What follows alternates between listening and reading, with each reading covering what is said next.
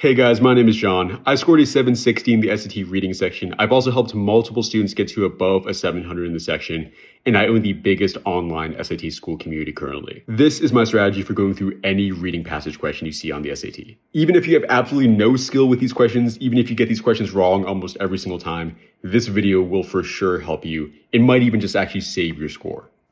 But first, let me get something out of the way. When you're going through a reading passage question, it's kind of like this pie chart here. This stuff in purple, that represents the process of actually reading through the passage, like reading over the actual text. That's like the effort it takes, the amount of time it should take, all that. Whereas the red represents the process of actually going through the answer choices. As you can see, almost all of this is spent on the reading of the passage itself.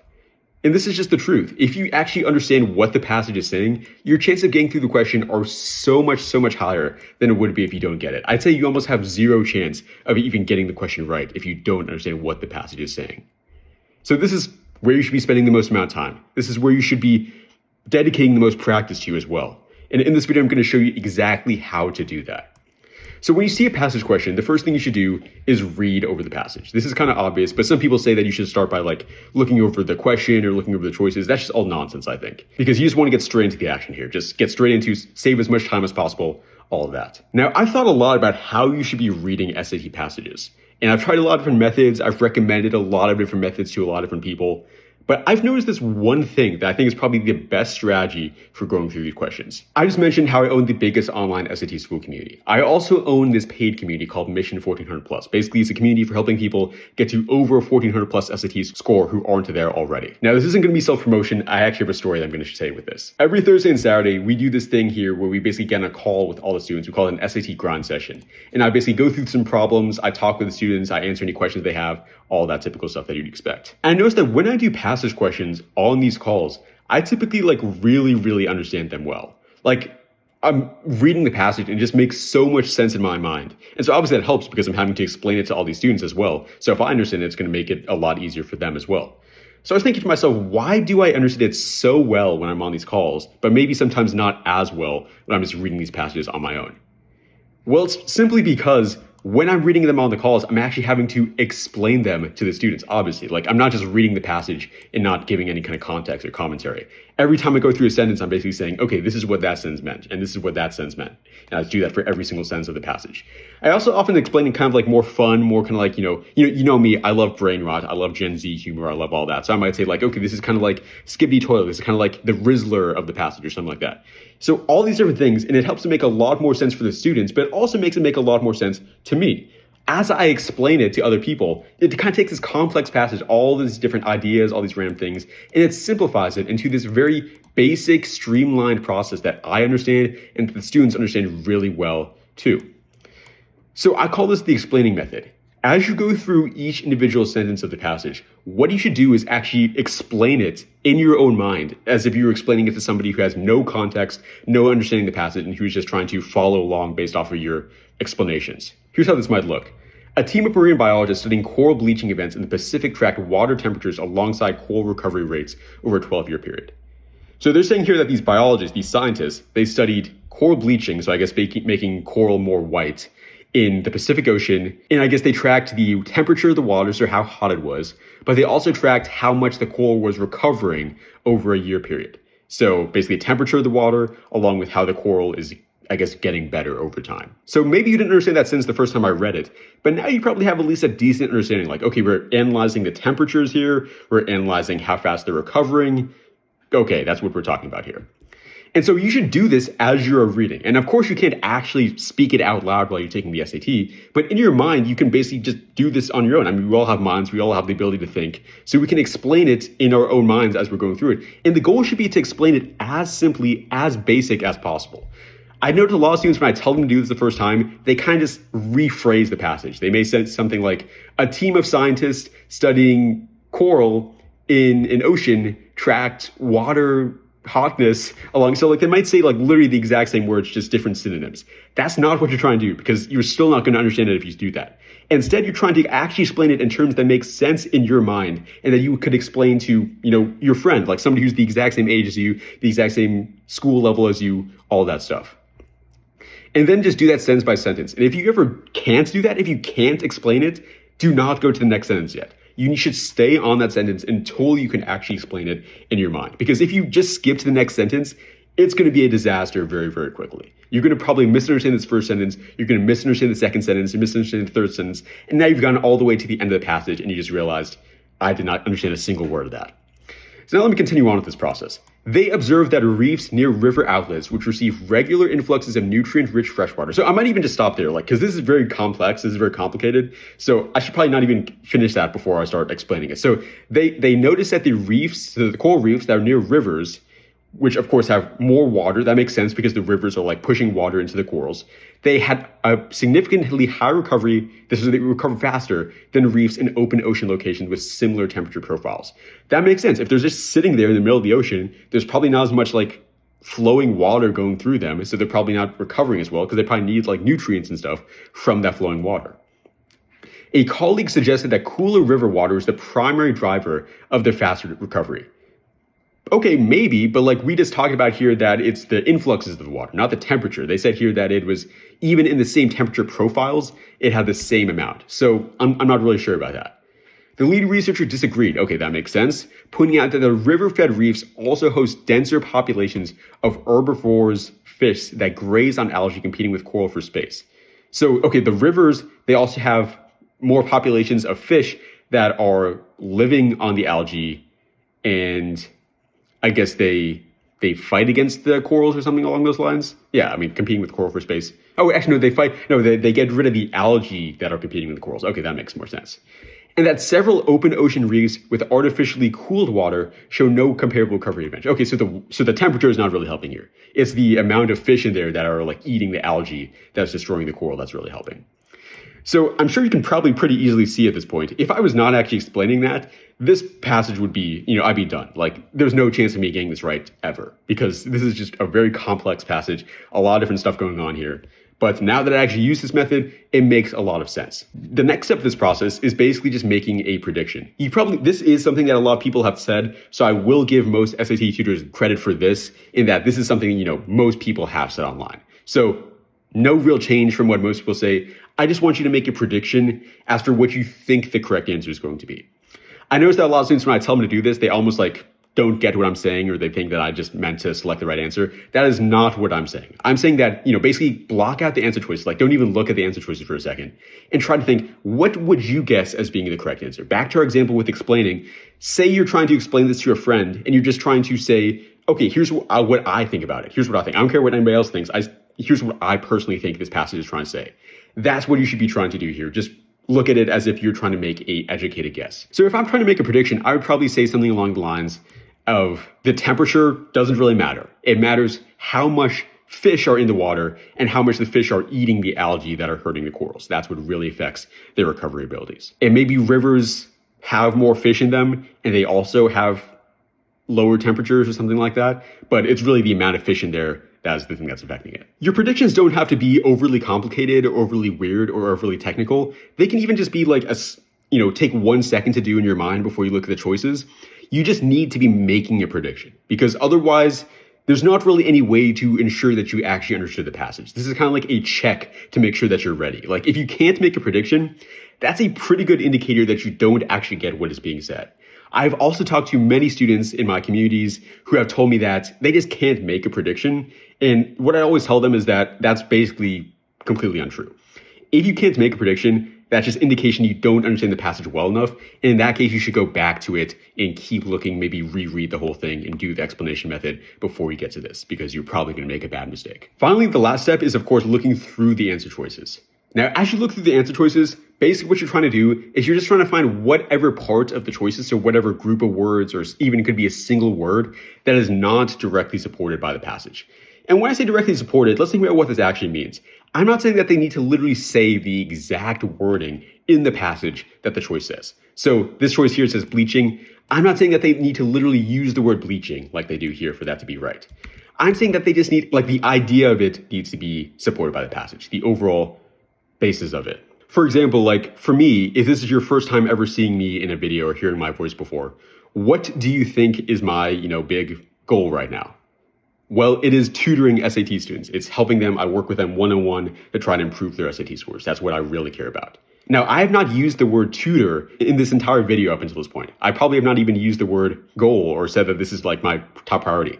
That was just an inference that you could logically make based off of everything I've said. I've said in this video that I scored 760 in the reading writing. I've helped students improve their scores as well. So all that goes to show this idea, I probably am an SAT tutor that's really focused on helping people improve their SAT scores. So that's the kind of thing that would be supported by what I said, even though I didn't use those exact same words. So let's look at choice A. Core bleaching is caused primarily by nutrient imbalances rather than elevated water temperatures.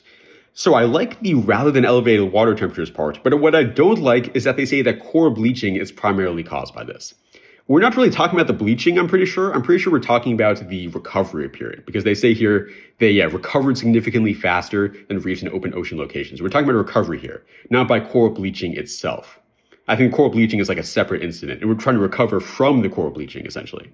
So probably not that. The part that would be wrong there is this saying core bleaching is caused primarily by nutrient imbalances. That is not supported. Choice B, the faster recovery rates of river-fed fish may be better explained by biological factors than by temperature differences alone.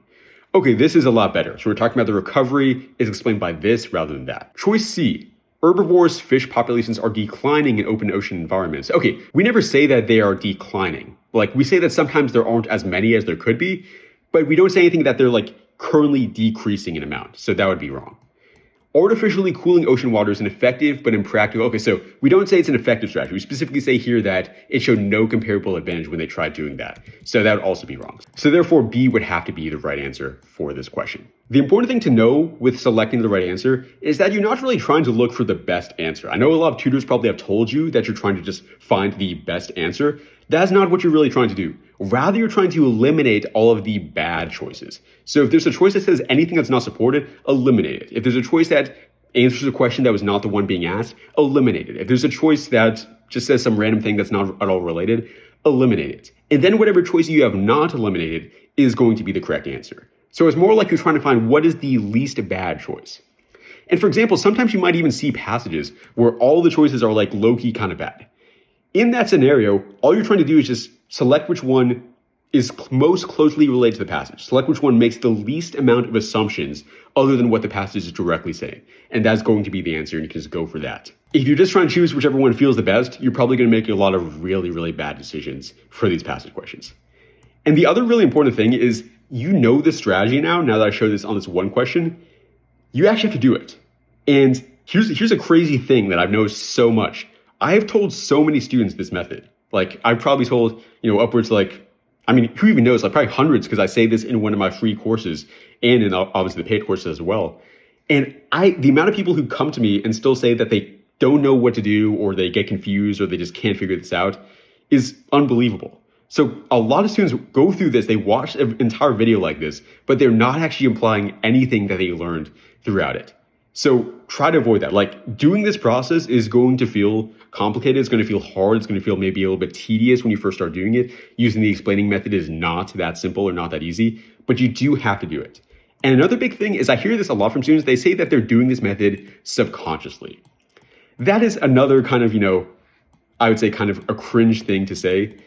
This is the kind of thing where if you're actually using this method of explaining it as you read and then making a prediction and then selecting the least bad choice, it's not going to be a subconscious thing. It's going to be more like, a conscious thing. Like, you're going to be able to tell that you're doing this method, especially if you're explaining it. Like, you could tell that I was explaining it out loud as I was reading. If I was not explaining it as I was reading the passage, you would have been able to tell. So it's not going to be the case that you're kind of doing this method. It's like you're either doing it or you're not. And so hopefully you are. Let's do some of these now.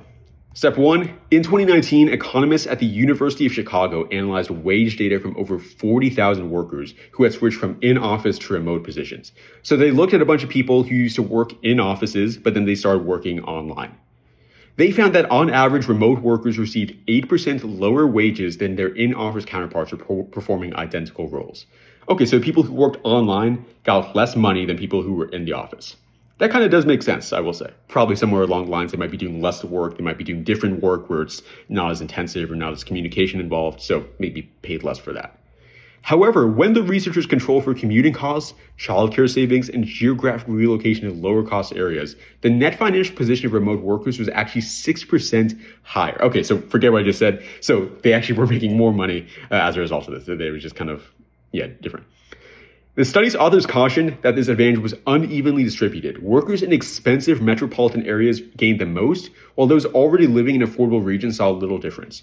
That also makes sense because I think they're saying here that the people who worked remotely, but they're in like very expensive areas, they would be saving, a ton of money because now they don't have to drive, get through all this traffic, pay for all this gas, pay for, childcare and all that stuff in these expensive places. Whereas those in the affordable regions, it's like, okay, you're saving a little bit of money, but it's like, okay, you wouldn't really be that bad off if you still went into the office. Like, you're not losing that much money, bro. So as for the main idea of the text, what I would predict is just that they thought that the people would be making much less money when they are working online, but in actuality, they're low-key making more than people who are going in the office. And for people in very expensive areas, they're making a lot more because they're saving so much money. And now let's just look at the choices and see which one is incorrect. Remote workers earned less than in-office workers, creating a growing wage gap that economists find concerning. Yeah, don't really think that because sure, they earn less, but that's not saying the bigger thing that the passage is trying to point out here, which is that they actually low-key got more money in the end. So even this part would just be wrong because sure, they earn less, but that's kind of misleading, kind of a misnomer because they are actually getting more money in the long term. The financial impact of remote work depends on a variety of factors beyond nominal salary, with geographic context playing a significant role. That seems pretty strong. A variety of different factors, so it's not just the amount that you're making directly that's affecting it. Economists recommend that workers in expensive cities switch to remote positions to maximize their financial well-being. So this is kind of a bit more interesting, a little bit more zesty, you might say. Nobody in this passage literally said that these people should all move out. Like, there's not an economist here who's like, bro, you guys all gotta get out of here. You're not making nearly as much money as you could. Just get out. You gotta go work remotely. We're just saying that, okay, we analyzed the data and we found this kind of connection. There's you may be making more money if you work remotely. Nobody's recommending anybody do that. So that part would definitely be not supported. Then finally, D, commuting costs are the single largest factor financial burden on in-office workers. Okay, I don't think we really say that ever. We don't talk anything about commuting costs being the biggest thing overall. So that would also be wrong. So B again would be the correct answer here. There are two other really important things you need to know. The first is that if you have a very, very complex passage, one thing that can make this a little bit easier is by actually taking notes as you read.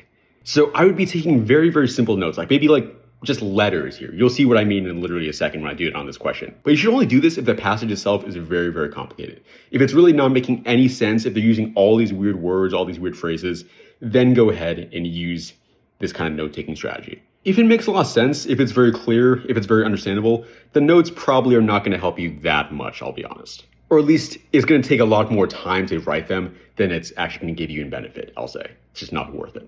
Literary critic Amara Osei has argued that the novels of this person, I'm not going to read the whole name because a lot of these names just don't matter for when you're reading a passage, function as counter-archives, narrative collections that preserve experiences systematically excluded from official history records. So I can say here C and A to just represent this person. So this person's novels were basically showing, I guess, CA, they're counter-archives, by which I mean they showed people who were excluded from other typical historical records. So that's literally the whole notes I'm going to write, C and A, CA. Maybe you need a bit more. Maybe you might want to put something here about exclusion. Maybe you put EXC. But that's all I would really put here.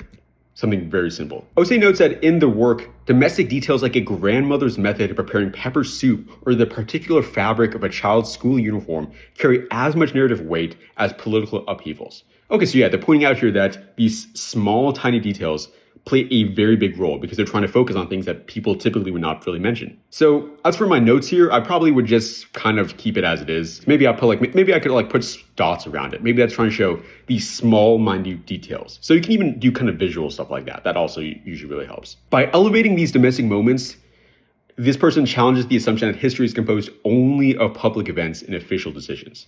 Okay, yeah, so we're challenging that. History is not just about wars and elections and big social changes. It could also just even be about the minutiae of daily life, of course. As for my prediction, I think the main purpose of the text is that this author wrote in ways that really prioritize regular lived experiences rather than focusing on broad scale events. As for the choices now, to compare the literary techniques with those of other contemporary Nigerian novelists. We don't really hear anything about any other novelists in here, so I definitely would not think that's right. Nothing said about that. To present a critic's interpretation of how this fiction reframes or counts as historically significant. Okay, yeah, that seems pretty right. So historically significant, some things people just would not consider to be historically significant, but this author kind of changed that a bit. To argue that domestic details are inherently more important to literature than depictions of political events. That goes a little bit too far, I would say. We're not saying that they're definitely more important. We're just saying that this author argues that they should receive the same kind of weight, same kind of importance. So maybe the same rather than more. So I would say that part is definitely incorrect. D, to provide a biographical overview of the career and the theme she has explored. We didn't really hear anything about a biography. A biography kind of entails you would describe like the birth of somebody, what they did, where they went to school, how they studied, the people they knew. We don't hear anything about that. We have literally no idea about anything about this person except for this one small detail. So I would say that's not really that accurate as well. B again would be the right answer here. You should also know that sometimes you will see words that maybe you're not as familiar with. Let's look at this one. This is a bit more science-based. You're going to see some words in here that maybe you haven't seen before. Maybe they're new words for you. But that's okay. And you can oftentimes still fully get what's being said, even if you don't get it. A good example of this that I often give to people is, I'm a big chemistry fan. I love learning about chemistry, organic chemistry. That's kind of my thing, which is kind of weird, I'll be honest, but whatever. What if I started telling you about aromatic hydrocarbons? Aromatic hydrocarbons, I believe they look something like this. This is like a chemical structure, essentially. And so what if I told you aromatic hydrocarbons are really good? They're good for life. They're like in your body's organs. They are good. I don't even know. They play a big role in organic chemistry, I guess you could say. They're really important. They're very stable. That's definitely true. There's stable chemical compounds. And they look like this. They can be drawn with, these different double bonds over there. Or yeah, they usually have double bonds. That's another big thing. So maybe I'll tell you all this information. But you might point out the fact that you still have no idea what an aromatic hydrocarbon is. If you've never taken chemistry, you still don't have any idea what I'm meaning when I say that. Because I didn't define it. I didn't explain to you what it actually is. But if I was to ask you a question about aromatic hydrocarbons, you probably could actually still answer it. Because if I asked you, are aromatic hydrocarbons important for life? You'd be like, yes, they are important for life. They play a really big deal. Are aromatic hydrocarbons important for organic chemistry? Yes, they are. Are they stable? Yes, they are. They are definitely stable. Double bonds, yes, they do have them. So even if I don't define the word, you can oftentimes use the context surrounding it to understand what's being said and answer questions. Now, I would not recommend this for school. When you're learning about a topic or aromatic hydrocarbons, if you do learn about it in chemistry, I would recommend actually learning what this actually means. But for the SAT, it doesn't matter. You don't need to know what any of these specifically mean. All you need to know is how you need to answer the question, which is oftentimes a lot easier than you may think. So look at this one. For decades, neuroscientists believe that adult human brains cannot generate new neurons. Maybe you have no idea what a neuron is, but it sounds like it's something within a brain. So they thought that the brains could not make new neurons, whatever that means. A view rooted in early 20th century research by this person, who concluded that nerve pathways were fixed and immutable after development. Okay, so they can't... we could probably assume by this point neurons are like nerve cells, which I'm pretty sure is pretty much accurate. But even if you didn't know that, you can still just know there's something within the brain. This consensus held into the late 1990s, where researchers from Princeton demonstrated that the new neurons were being produced in the hippocampus of adult macaque monkeys. So, monkeys, they were making these new neurons. Subsequent studies in humans confirmed similar processes, though the rate and significance remain subjects of active debate, with some studies questioning whether it occurs at meaningful levels past adolescence. So, the monkeys prove essentially that we do generate new neurons, but some people aren't sure how many neurons are generated. Do you only generate neurons when you're like a kid, or do you generate them as an adult as well? So overall structure of the text, if I had to make a prediction here, I would say it gives some idea, then it represents some things challenging that idea, and then it says what the final implications of that idea are. So let's look at these. It introduces a long-held scientific belief. Yep. Describes the research that challenged it. Yep. And notes that the replacement view is itself not being debated. Yep, that is exactly correct, yeah. I'll just look at the other ones, but I'm pretty sure A is going to be right. Because you should always look at the other choices, because, again, we're looking for the least bad one. If there's one that's even better than A, we would have to just go for that, because in that world, A would be worse than whatever other one we see. It presents two competing theories about the brain and argues that neither has been conclusively supported. This is close, but I would say it's definitely worse than A, because first of all, it's not really saying two competing theories. It's basically just saying one theory, that we don't make new neurons. And also saying neither has been conclusively supported by evidence. I would say it actually is pretty conclusive, because we saw the monkeys doing this. And so they said that it was confirmed as well by other processes. So I don't think this is really supported at all. So yeah, both these should be wrong. It traces the career of a pioneering neuroscientist. Okay, not at all. We don't really hear anything about the career of the neuroscientist. We just know their name, so definitely not it. It describes a recent discovery, explains how it confirmed an earlier prediction. Okay, so didn't confirm a prediction, it actually disagreed with a prediction. So that's the exact opposite, so this would not be right. And A would be right here. So even though that I may still not know what a neuron is, or maybe I don't know what the word hippocampus is, or maybe I don't know what neurogenesis is, I was able to use this stuff otherwise in the passage to understand it. One thing I should just say about this strategy as a whole is if you aren't doing it already, one thing that can help the process be a little bit easier is kind of like forcing yourself to do it.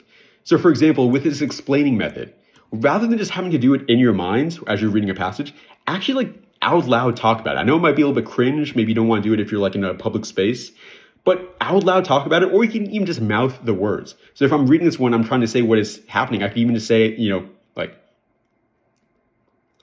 I can even just mouth out just so I can kind of force myself to still have that kind of brain neurons firing going. Okay, I use the word neurons. Okay, yeah, but I can still have that brain thing going on and have that same kind of benefit. And the last thing you really need to know is that this process, after you do master it, it still does take a little bit of time to really get perfect at these questions. And it's honestly even hard to really get perfect because so many different things can pop up. The SAT redditors are constantly trying to make these questions harder and harder and harder. But you really just do need to do a lot of practice. But first, you need to make sure you get the strategy down before you even think about practice in the first place. Now, as you can guess, I do have a paid SAT school community where I will walk you through this exact process. Every single member in here actually gets one-on-one tutoring with me, where I'll essentially go through this process with you on a call, and we can actually discuss it before your next SAT. You also get a bunch of other stuff in here, including this thing I call the credit system, where essentially you study every day and you actually earn credits, like you can see on this board here. And then you can use these credits for a bunch of different fun rewards, as you can see on the right side of the screen here. It's a really cool concept, and a lot of people are already currently using it to boost their scores a lot before the next SAT. So if you're trying to actually master the test, this might be for you. Anyways, I'm John. I'll see you in the next video. Let's master this next SAT.